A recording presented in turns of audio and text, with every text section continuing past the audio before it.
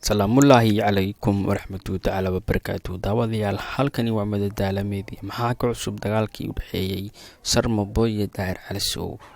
muuqaal live ah oo saacado ka hor iska soo duubay fanaanka weyn ee Liil Baliil ayaa fariimo digniin ah u diray dadyoga sii kala fogeynaya alfanaan Sharmaboy iyo wariye Daahir Cali Sow, isagoona sheegay in loo baahan yahay in lagala dhexgalo maadaama ay yihiin dhalinyaro Soomaaliyeed, isagoona sheegay in la rabo wax walbo in wadahadal lagu soo dhameeyo. muuqaal kooban oo uu kaga hadlayana waxa uu yiri sida tan alfanaan Liil Baliil. waa kaas Daahir Cali Sow Sharmaboy YouTube-kiisa dhex fadhiya, awoodda sheegaysa aaway, awoodda ku difaacaysa Sharmaboy aaway intee jirta, mase waxaa rabtay wiilkan riyadiisa mustaqbalkiisa in la baabi'iyo. assalaamu calaykum waraxmatullahi wabarakaatuh. maanta meeshan waxaa usoo fadhiista wax kale maahan, waxaan rabaa inaan ka hadlo dagaalkan baraha bulshada qabsaday ee u dhexeeya walaalkayga Daahir Cali Sow, walaalkayga Sharmaboy, walaalkayga Shiine Culey iyo walaalkayga Kabtan Ayuub. shalay waxaan ka dhawaajiyey in dagaalka u dhexeeya Daahir Cali Sow, Shiine Culey iyo Kabtan Ayuub inaysan wax dan ugu jirin Sharmaboy. shalay waxaan ka dhawaajiyey dagaalkan haddii maanta wax laga qabo waayo inuu ku biyo shubanayo god qabiil. shalay waxaan ka dhawaajiyey dagaalkan haddii maanta wax laga qabo waayo in wiil dhalinyaro uu u dhiibayo AK47.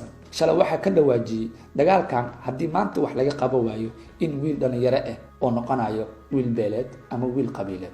sida u wada jeediina arrintu meeshii bay ku socotaa. anigu kuma hadlo magaca qabiil ee markasta waxaan ku hadlaa magaca dhalinta Soomaaliyeed. anigu ku hadlayo magaca dhalinta Soomaaliyeed waxaan aaminsanahay dagaalkan in wax laga qabo karo wali.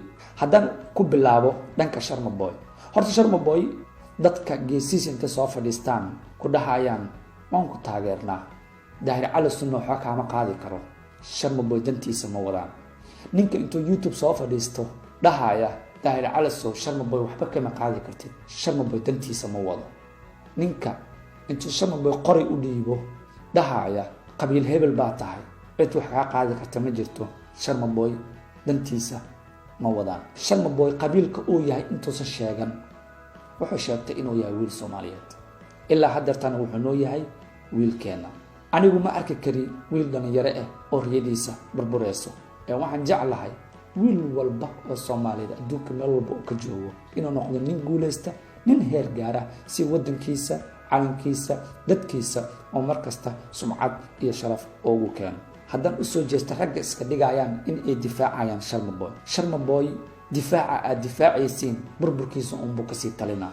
marka intaa meel soo fadhiisato aad dhahdid Daahir Cali Sow Sharmaboy wax aan ka qaadi karta ma jirto, waa kaas Daahir Cali Sow Sharmaboy YouTube-kiisa dhex fadhiya, awoodda sheegaysa aaway, awoodda ku difaacaysa Sharmaboy aaway intee jirta, mase waxaa rabtay wiilkan riyadiisa mustaqbalkiisa in la baabi'iyo.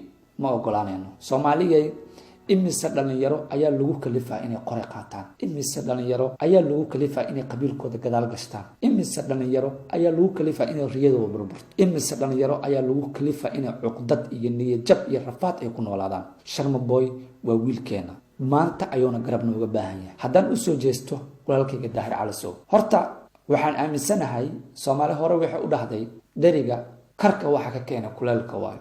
Daahir Cali Sowna kuleelka ama xanaaqa gaaray ilaa uu soo fadhiisto YouTube-ka Sharmaboy gudihiisa oo ka soo hadlo waxaa gaarsiiyey waxa waaye ragga iska dhigayaan Sharmaboy in ay difaacayaan. haddaan nahay dhalinyaro Daahir Cali Sow, Shiine Culey, Kabtan Ayuub, odayaasha Soomaaliyeed oo dhan, oday dhaqameedka, siyaasiyiinta, haddaan nahay dhalinyaro ma idinla dagaali karno. aabbayaasheena tihiin, sharaf baa naga mudan tihiin. Shiine Culey, Kabtan Ayuub, Daahir Cali Sow kulligeena waa isnaqaanaa. maanta waxaan inka codsanaa inaan isi soo wacno, aan wada hadalno, arrintaana sida ugu dhaqsiyaha badan aan ku xalino. Sharmaboy waa wiilkeena, qabiilna nagama ahan, mana naga go'o. ummadda Soomaaliyeed waxaan ka codsanaa inay joojiyaan kommentiyaasha la soo qorayo ee qabiileysan, inay joojiyaan qoraalada la soo qorayo oo hebelna lagu leeyahay waxa qaadi karta male, hebelna lagu leeyahay waxba lagama qaadi karo, sababtoo cid wax u qaba karta ma jirto. maanta waxa ahay qofka kaliya oo raba arrintan in la xalliyo ayna dhamaato. qof walba afkiisu ka xirtay. waxa kala fahmi laahay dadka buraha bulshada magaca ku leh hadday fanaan yihiin iyo hadday youtuber yihiinba oo arrintan ka gaabsanaya. waxaan kala fahmi la'ahay ma Sharma Boy yasaayaan oosan dhankooda fanaan ka ahayn, ma Daahir Calasow ay ka baqayaan, mase Sharma Boy burburkiisa ku faraxsan yihiin oo boos noo baneeyay leeyihiin. waa kala fahmi la'ahay.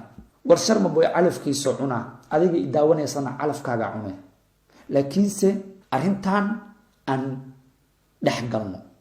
anigu ma rabi inaan gadaal u noqono, mana rabi wiil yar dartiis in Soomaaliya qora la isku qaato gadaal loo wada laabto. waxaan ka codsanaa aan isku imaano arrintaana aan xalino waliba sida ugu dhaqsiyaha badan.